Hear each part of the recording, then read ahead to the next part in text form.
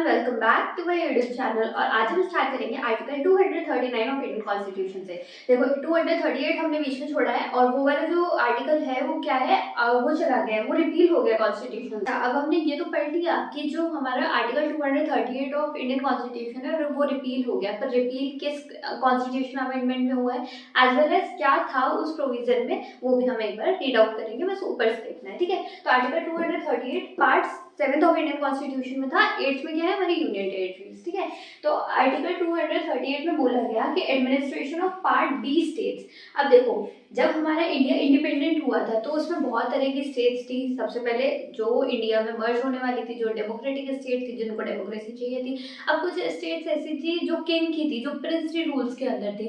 ठीक है, जैसे state of Hyderabad, state of Rajasthan, ठीक है, मैसूर का स्टेट। तो ये सब क्या है, डेमोक्रेसी में आने नहीं चाह रहे थे। जैसे हैदराबाद का निज़ाम थे, वो अपना रूल करना चाहते थे हैदराबाद में। तो पर इंडिया एक डेमोक्रेटिक कंट्री है और अगर बीच में हैदराबाद रहेगा तो ऑब्वियसली बहुत सारी प्रॉब्लम्स होगी। अगर किंग रूल चलेगा और एक साइड डेमोक्रेसी चलेगी तो बहुत ज़्यादा प्रॉब्लम हो रही थी। तो पूरे इंडिया को एक डेमोक्रेटिक नेशन बनाने के लिए इन प्रिंसली स्टेट्स को कुछ स्पेशल प्रोविजंस प्रोवाइड करे गए जिससे ये इक्वालिटी फील कर सके। ठीक है, आर्टिकल 238 को पहले रखा गया बट बाद में इसको रिपील कर दिया गया। जब कॉन्स्टिट्यूशन बना गया तब तो रखा गया क्योंकि प्रिंसली स्टेट्स को भी तवज्जो देनी थी। तो पार्ट बी में इसका मेंशन है। पार्ट बी स्टेट्स मतलब वैसी प्रिंसली स्टेट। प्रिंसली स्टेट्स मैंने अभी बताई, स्टेट ऑफ हैदराबाद जो कि निजाम के अंदर थी, स्टेट ऑफ राजस्थान जो कि यहाँ के रूलर्स के अंदर थी।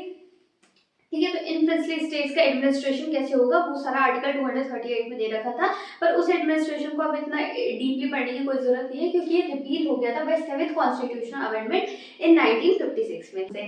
तो हमने 239 से लेकर आर्टिकल 242 तक क्या मेंशन कर रखा है, यूनियन टेरिटरी का एडमिनिस्ट्रेशन। अब एडमिनिस्ट्रेशन का काम कौन करता है यूनियन टेरिटरी में? जब हम स्टेट की बात करते हैं तो या तो चीफ मिनिस्टर या फिर गवर्नर। बट जब हम यूनियन टेरिटरी की बात करते हैं तो कौन करता है? President will administer all the union territories of India. India में कितनी यूनियन टेरिटरीज है? 8 यूनियन टेरिटरीज है। सबसे पहले Jammu Kashmir, second Ladakh, Leh and Ladakh, as well as Puducherry, Daman and Diu और दादरा एंड नागर हवेली को एक ही यूनियन टेरिटरी बना दिया। इसके अलावा Lakshadweep island and Andaman and Nicobar island और हमारी कैपिटल ऑफ इंडिया दिल्ली, ये हमारी यूनियन टेरिटरीज है। इसके बाद हम अगर बात करते हैं कि प्रेसिडेंट जो है उसके उनके पास एक्सटेंड करने की अथॉरिटी है, जितने लेवल तक वो चाहे वो यूनियन टेरिटरी में एडमिनिस्ट्रेशन का काम करते हैं जितना उनको ठीक लगे। ठीक है, तो president hold authority for administration of union territory. जो प्रेसिडेंट है वो अथॉरिटी होल्ड करते हैं कि यूनियन टेरिटरी में क्या एडमिनिस्ट्रेशन होना है, क्या गवर्नेंस आनी है और किस तरह से इस यूनियन टेरिटरी का गवर्नेंस चलेगी। तो ये सारा काम किसका है? प्रेसिडेंट का है।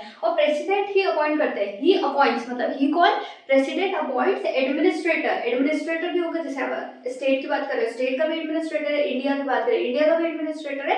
तो यूनियन टेरिटरी की अगर हम बात करते हैं तो यूनियन टेरिटरी का एडमिनिस्ट्रेटर को कौन अपॉइंट करता है? प्रेसिडेंट अपॉइंट करता है और ये एडमिनिस्ट्रेटर को कहा जाता है लेफ्टिनेंट गवर्नर। ठीक है, ये गवर्नेंस करता है किसी भी यूनियन टेरिटरी की। इसके बाद अगर हम बात करें, president can also appoint governor of nearby state for the governance of union territory. अगर प्रेसिडेंट को ऐसा लगता है कि अगर हम इसमें किसी भी यूनियन टेरिटरी है, जैसे हम चंडीगढ़ ले लेते, चंडीगढ़ यूनियन टेरिटरी में अभी क्या है, नियर बाय स्टेट का गवर्नर है और इसको कौन करता है? प्रेसिडेंट करता है, अपॉइंट करता है एज अ लेफ्टिनेंट गवर्नर या फिर गवर्नर ऑफ स्टेट। देखो इजी लैंग्वेज में समझते हैं। अगर ये चंडीगढ़ हमारी यूनियन टेरिटरी है, ठीक है, और इस यूनियन टेरिटरी में क्या है कि अभी प्रेसिडेंट ने सोचा कि अगर मैं इसका एडमिनिस्ट्रेटर अपॉइंट करूंगा तो शायद हो सकता है वो इतने अच्छे से नहीं संभाल पाए। तो उसने सोचा, प्रेसिडेंट ने सोचा कि मैं नियर बाय स्टेट क्या पड़ेगी चंडीगढ़ के पास? पंजाब। तो पंजाब जो स्टेट है उसके जो गवर्नर है उनको अपॉइंट कर दिया एज ए एडमिनिस्ट्रेटर और लेफ्टिनेंट गवर्नर ऑफ चंडीगढ़। ठीक है, तो इसका एग्जाम्पल है और आज के टाइम में भी ये चल रहा है। गवर्नर ऑफ पंजाब जो पंजाब के गवर्नर है as well as administrator of Chandigarh. Administrator of Chandigarh भी है, लेफ्टिनेंट गवर्नर ऑफ चंडीगढ़ भी है। तो वो गवर्नेंस किसको देते हैं? गवर्नर एक तो पंजाब स्टेट के भी है और यूनियन टेरिटरी को भी एडमिनिस्ट्रेटर है। क्या हमें समझ में आ गया? और जो आपको एक और फैक्ट बताती हूँ कि जो चंडीगढ़ है वो दो स्टेट्स की एक ही कैपिटल है। ये दोनों स्टेट एक ही कैपिटल शेयर करती है जिसका नाम है चंडीगढ़। ये state of Punjab as well as state of Haryana, इन दोनों स्टेट की एक ही कैपिटल है जो कि चंडीगढ़ है। चंडीगढ़ में गवर्नेंस और एडमिनिस्ट्रेटर किसका चल रहा है? लेफ्टिनेंट गवर्नर कौन है? जो कि गवर्नर ऑफ पंजाब है। ठीक है, that's all for article 239 of Indian constitution. Okay, now we are reading article 239 of Indian constitution. और इसमें क्या क्या बात की गई है, देखो आर्टिकल 239 तो हमने पढ़ लिया, इसके बाद इसमें कुछ एडिशन हुए हैं जो कि article 239 A, article 239 double A, article 239 B and as well as article 239 A B, ये भी इंक्लूड हुए हैं। तो इनमें क्या क्या प्रोविजन है वो देखते हैं। सबसे पहले आर्टिकल 239 ए में क्या बोला गया है, पार्लियामेंट में क्रिएट अ लेजिस्लेचर और council of minister for Puducherry. अगर हम यूनियन टेरिटरी जो कि पुडुचेरी है उसकी बात करें तो पार्लियामेंट पावर देता है कि अगर उसके अंदर कोई लेजिस्लेचर क्रिएट करना है और उसके अंदर कोई काउंसिल ऑफ मिनिस्टर आने हैं तो वो क्रिएट हो सकता है आर्टिकल 239 ए के अंडर। ठीक है, आर्टिकल 239 डबल ए के अंडर क्या है, special provisions for Delhi. Delhi क्या है, कैपिटल ऑफ इंडिया, इसके लिए हमने स्पेशल प्रोविजंस बनाए हैं कि creating a legislative assembly and a council of minister for capital. हमारी दिल्ली, ठीक है, दिल से दिल्ली वाली जो हमारी कैपिटल है उसमें क्या बोला गया है कि लेजिस्लेटिव असेंबली भी बनेगी एज वेल एज उसके काउंसिल ऑफ मिनिस्टर्स भी आएंगे। ठीक है, ये प्रोविजन है आर्टिकल 239 डबल ए में। इसके बाद अगर हम आर्टिकल 239 बी में बात करें तो ये बोलते हैं empower the administrator for issuing ordinances for specific union territory specially Puducherry. अगर देखो ऑर्डिनेंस है, ठीक है, लॉ बनना है उस यूनियन टेरिटरी के लिए और अभी सेशन में नहीं है तो ऑर्डिनेंस इशू कर सकते हैं। कौन इशू करेगा, लेफ्टिनेंट गवर्नर करेगा।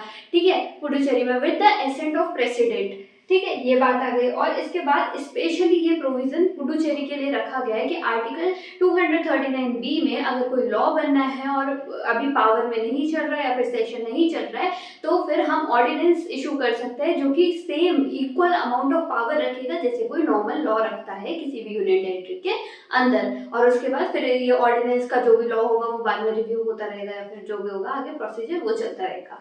इसके बाद आर्टिकल 239 ए बी, अगर दिल्ली जो हमारी इंडिया की कैपिटल है उसमें फेलियर हो जाता है कॉन्स्टिट्यूशनल मशीनरी का, तो जो लेफ्टिनेंट गवर्नर है वो किसको जाके बोलेगा, कि किसको बोलेगा कि कॉन्स्टिट्यूशनल मशीनरी का फेलियर हो गया, किस में फेलियर हो गया, दिल्ली में। तो ये प्रेसिडेंट को रिजाइन करेंगे और प्रेसिडेंट फिर इस पे रूल करेंगे टिल द नेक्स्ट जो भी कोई लेफ्टिनेंट गवर्नर अपॉइंट होता है या फिर आता है हमारी कैपिटल पे। So that's all for article 239 का a, double a b and b of Indian constitution. So that's all for article 239 of Indian constitution and that's all for this video. मैं आपको मिलती हूँ अगले वीडियो में जब हम पढ़ेंगे यूनियन टेरिटरी के और articles, article 240, 241 and 242 of Indian constitution. So thank you for watching, I will meet in the next video. और तब तक आप अपना ध्यान रखिए और अच्छे से पढ़ाई करो और बाय बाय।